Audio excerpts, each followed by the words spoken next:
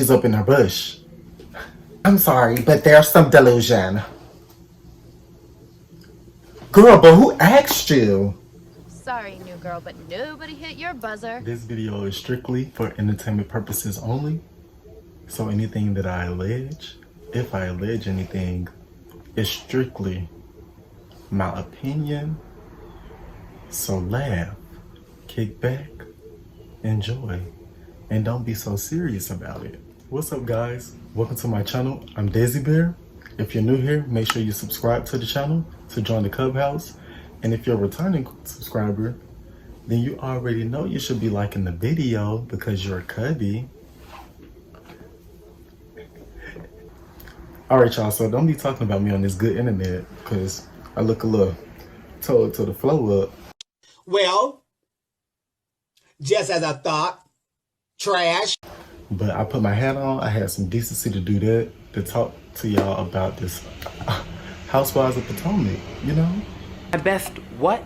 Be best friends, so you get to see me not all the way shining sometimes, you know?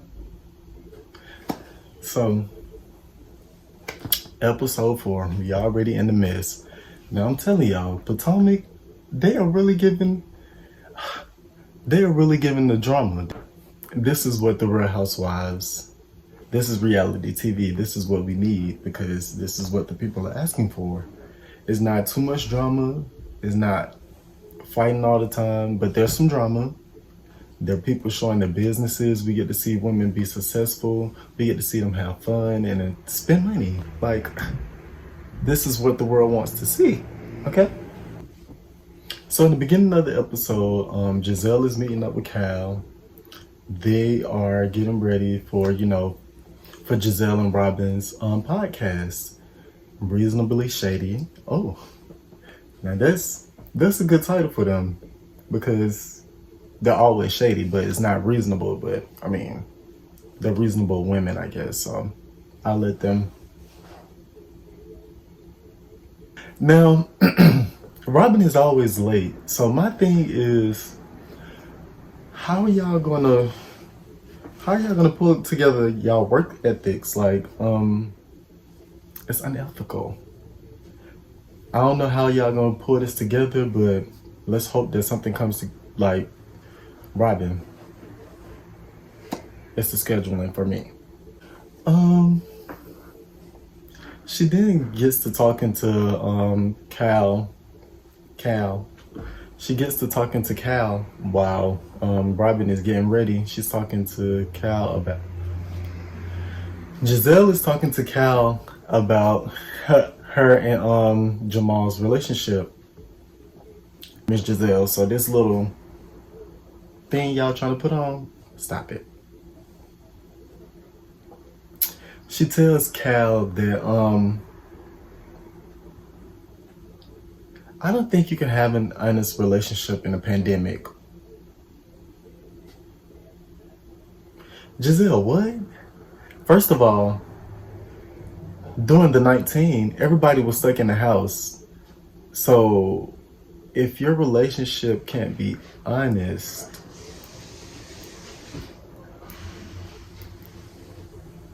like, I'm confused because that's the times where you are together. You're able to, like, actually be in each other's faces all the time, in each other's phones if you have to. But Gizell, that statement doesn't make sense to me. Just because your man is in another state and you're in another state and you don't trust what he has going on doesn't mean that a relationship can't work in the pandemic. I don't think Robin is very surprised. Well, of course she's not surprised about the breakup. Are we surprised about the breakup? Because I know I wasn't. Gizell decides to tell Cal about Mia's, you know, surgery. And Cal tell her, I haven't seen one of those since the 90s.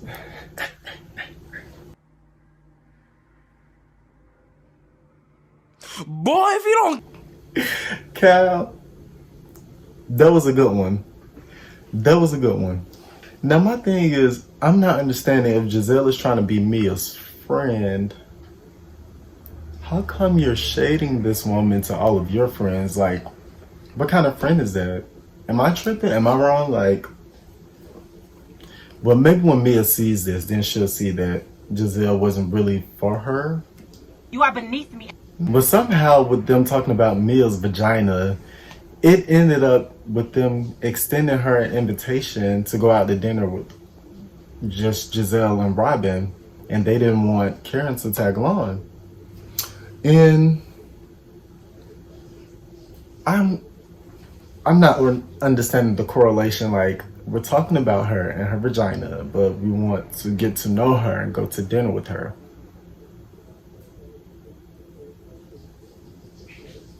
Is this how people are like these days?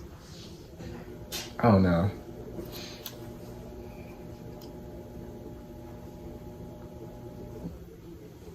Now we're moving on.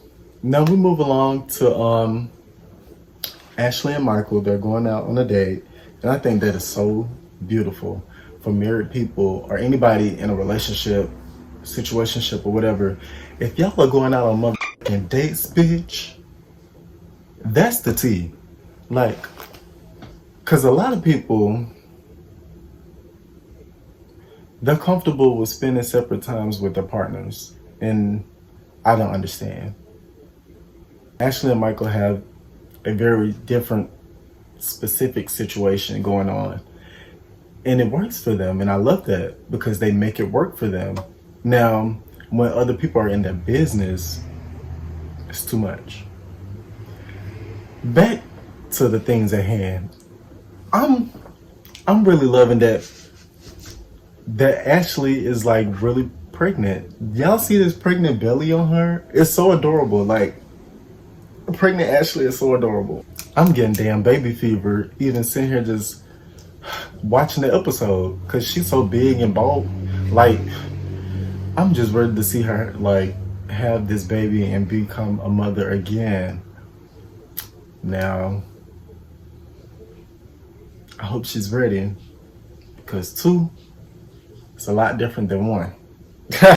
So Michael mentions that he wants to start producing movies, and you know, movie production is a huge investment.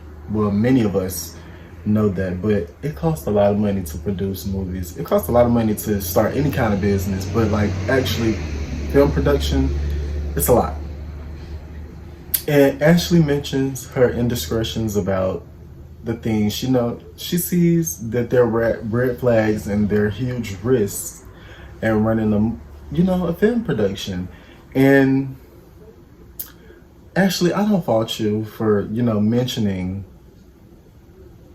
how you feel, because we all have valid feelings. You're pregnant, you're about to have your second child, and you don't want to run any risk at the moment. I get it. But at that time, all Michael wanted were for you to support him at that moment. Just stroke his ego. He knows it's risk and it's red flags that comes with this because he's a businessman. He's seen many risks with other businesses. I'm sure he knows that there will be other risks with this one. So Ashley, bad timing. But I understand. But bad timing. Now we're meeting Mia at the joint, and I didn't know all this time what the hell the joint was, because I've seen the joints, and the logo and the building itself gave like very classy restaurant. I'm staying here at the most expensive restaurant in DC almost. Enjoying my meal. To me, and I never thought it was a chiropractic office. So that's my fault for reading a book by its cover. But I love the fact that Mia and Gordon are on their theme with this. Like, they have the joints here in Atlanta, so they're doing the damn thing. One thing I don't like is that Gordon is very old school. Who raised y'all? Why do y'all feel like women are supposed to be the only people that are raising the kids and taking care of the kids? So y'all think it's important for a father figure to be in the household, but for why? Just to pay bills? You know, a woman can have a sugar daddy for that. The point of a father is to help raise the children, to help them become, like, help them establish themselves, help them with their personalities. You are a part of that growth as well. Like, you just paying the bills and being present in the house and telling them what to do. That's not being a father. Sorry, America. Emotional development, child development, teaching them how to do things, teaching them right from wrong. That's a father. So if a mother wants to have a boss mom attitude, she should be allowed to do that, because you should be allowed to stay at home with the children for a couple of hours while she's doing her thing, because she did the same thing for you while you were out doing your thing. Is it me? Am I? Maybe I'm wrong for thinking that's how a father is supposed to be. I don't know. Like, really, who taught the generations that, like, women are supposed to be stay-at-home moms and I'm men, you woman? So in the next scene, let me fix my face. That really bothered me. In the next scene, we are in the workout scene. We see Robin, Wendy, and Escala. Escala? I think it's Escala. I may be saying it wrong. Honey, is she a part of the cast now? Like, she just keep giving her 2 cents every damn minute. Anyway, Escala. They're out enjoying their little workout, which looked like 20-degree weather because everybody got on bubble coats and big furs and stuff. I don't understand why y'all working out in the cold when y'all could be in a gym. Oh, well, no, it was during COVID, so no, they couldn't be in the gym. Never mind. Sorry.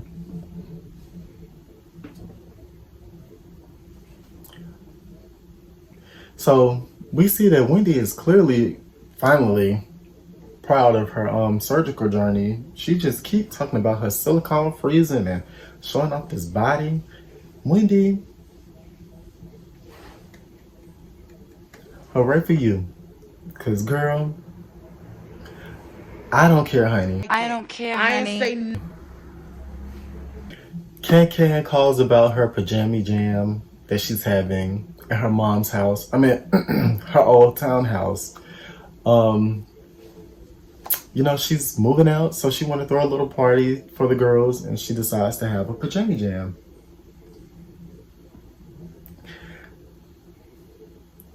Maybe it's for TV, because I just don't see me being 28 and going to a pajama jam.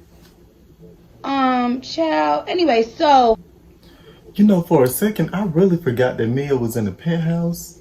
Up until I realized she got a call that said, "You have a guest here." Oh, that's fancy. I wanna live in a place where people announce, "Your guests are here, honey." We get into the conversation about Wendy and Karen's feelings about Robin and Wendy. I mean, about Robin and Gizell. Karen mentions that she doesn't have a problem with Robin. It's just that she's always doing Gizell's bidding, and she's up in her bush.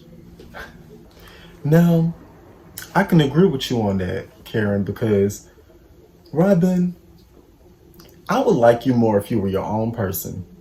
Homegirl, you be up in Gizell business and you follow behind her is literally a follow movement. You know what? It's given very much of how you doing your own. And I've never seen that before, like, unless it was somebody who just really was dependable upon people. And for some reason, she just clings on to Gizell, and anything Gizell does or says, she's just right automatically in Robin's eyes. And I think that's so wrong. Robin,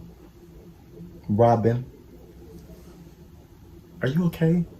Do you need to talk about something? Do you need maybe they need some detachment from each other because the influence is too strong.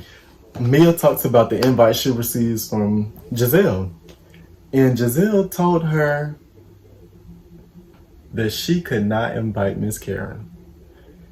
Mia went slapped the off. She told Gizell, "Hi Gizell. I don't have anything to say to you unless it's about business." Now, I love that Mia has this boss persona attitude, like she boss bitch. You can't say nothing to me unless it's about, because if we're not friends, we shouldn't be discussing anything unless it's about, are you putting your money, your name on a contract or something? I like that about Mia. But who are you to tell me that I can't invite my friend to a dinner and you have your friend there? Bitch, y'all ain't finna jump me. No, I need Karen there. I don't, What is this? I'm grown and I get a group text from two women that I don't know because my friend is Karen. She brought me into the group. But they telling me that I can't bring my friend? The only difference is that Mia is now a castmate. But the situation is still that she was Karen's friend coming into the group. They don't know Mia. So why are they inviting her out without her friend? That sound like a, because where I'm from, that's what it is. If two people that you don't know invite you somewhere, they're about to sneak you. It's Keisha. I'm fucking done. She dead. I need a tag along because y'all bras want to get crazy. And the scholar's still adding her 2 cents. Like, really? Is she a castmate now?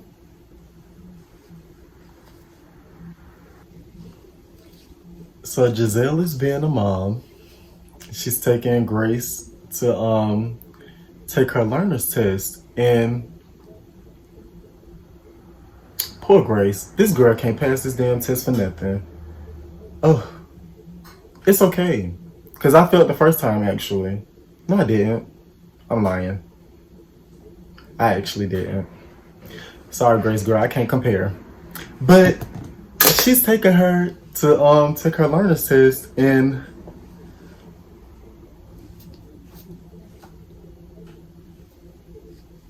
I don't know. She fails again. And did anybody notice that the twins were like in the back laughing? They was laughing at homegirl.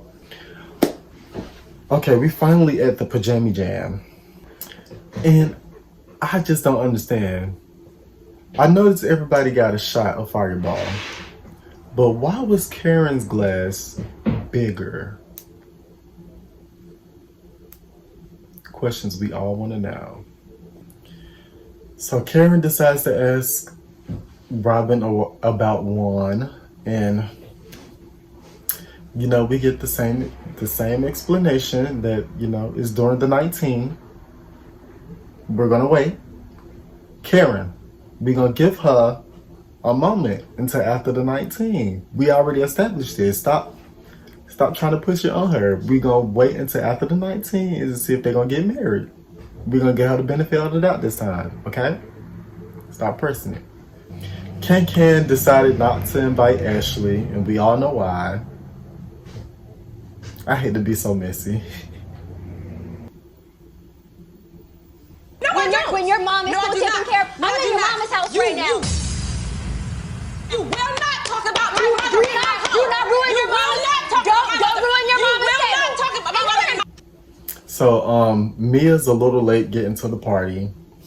Gizell just decides to throw out the fact that Mia needs to stay wherever she is.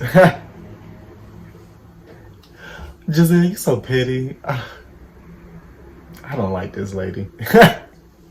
But she does make me laugh, so it's good content. So Karen decides to tell why Mia was so aggressive with them in the text message.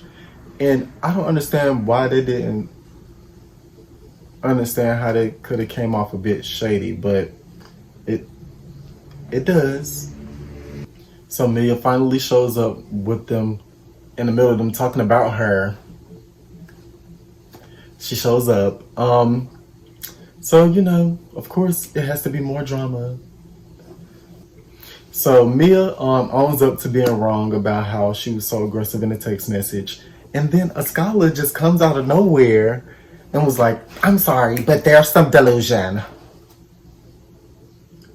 Girl, but who asked you? Sorry, new girl, but nobody hit your buzzer. Okay, and the one thing I did not like, I had to really over-assess this.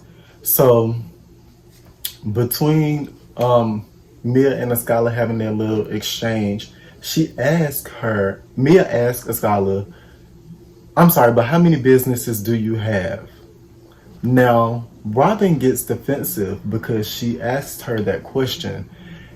And let me say, I got offended at first because I was like, well, what did that have to do with the conversation, Mia? But going back and looking at it, Mia asked that question because the scenario. Mia says to a scholar, I'm sorry, but how many businesses do you have? And a scholar says several. So Mia says back to her, okay, good. So with you being an owner, founder, would you let somebody tell you how to do, like, how and when to live your life? What was the point of Robin getting offended by that? Wendy was asking that question because you are your own boss. So why would somebody else be bossing you around and telling you what to do? So like I said, Mia was not wrong for asking that question because she was trying to get a point across. Yeah, it might have came out a bit bitchy because of the edits of the show, but she wasn't causing no harm to her by asking that question. So Mia decides to boss up, you know, and goes over to clear the waters with Gizell. But Gizell got a stank ass attitude. She's just so funky. I don't get it.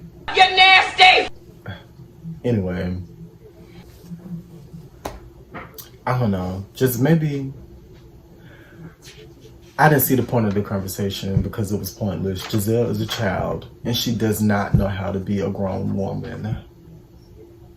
So never have I ever begins. Ari, you know where this is about to go. Mia finally clears up her actual surgery, which was a vaginal rejuvenation, like I told y'all in the first damn review, and I kind of already knew. So once again, all the women started being such a prune because she was saying her clit instead of her actual vagina. Now we know that she didn't literally mean her. You know, we know she didn't mean the actual thing. In the hood, when people say clit, we know they mean beat this up, you know? We know what that means. So why would y'all literally be, well, never mind. They're not in the hood, they're in Potomac. And she was talking about her vagina. She had rejuvenation because she had kids. And I said this already. And how can y'all shame her for not really knowing the whole anatomy of her vagina when I'm sure all of you don't? But it's okay because Dr. Jackie, she has a class for that to teach you about your V. Maybe y'all should look into that. So that was it for the review. These women, they need therapy. You need to get straight. You need a therapist. Or I need therapy. Or I need a blunt. I don't know. There's something. Something in the water. I ain't got it right. They ain't got it right. Hell, we all ain't got it right. But I'll be back next week to talk to y'all about more of this stuff. Because we know it's going to be more. So